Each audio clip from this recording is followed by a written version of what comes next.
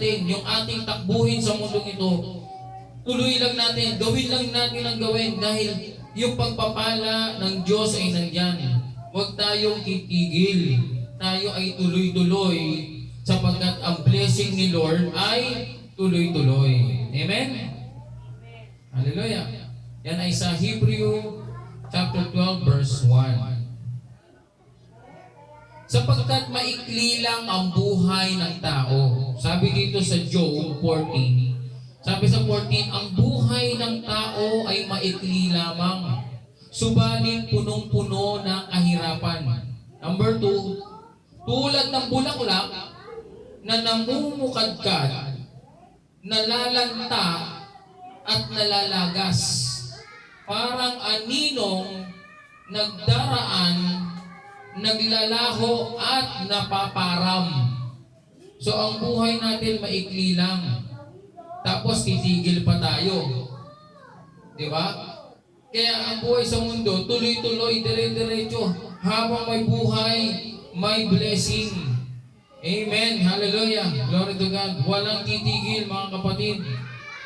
Sabi dito, kung nais mong maging masaya sa buhay sa mundo, sa Awit, chapter 35, verse 4 to 6, sabi dito, kay Yahweh mo hanapin ang kaligayahan at ang pangarap mo'y iyong makakamtan.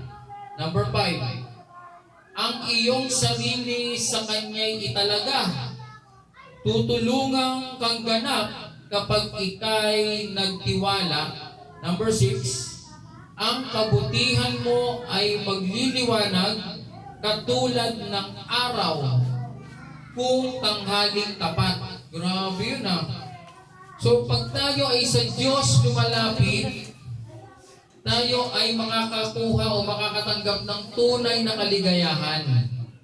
Kaya sabi dito sa verse na to, sa Awit 37 verse 4 to 6, kay sa Diyos mo hanapin ang kaligayahan at ang pangarap mo ay iyong makakamtan. Hallelujah! Glory to God.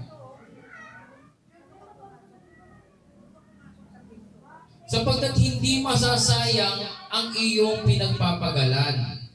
Kung ikaw ay nagtatrabaho o ikaw ay naglilingkod sa Panginoon, umaating ka sa simbahan, hindi yan mawawalan ng kabuluhan. Sapagkat sabi dito sa 1 Corinthians chapter 15 verse 58, sa unang Korinto, kapitulo 15,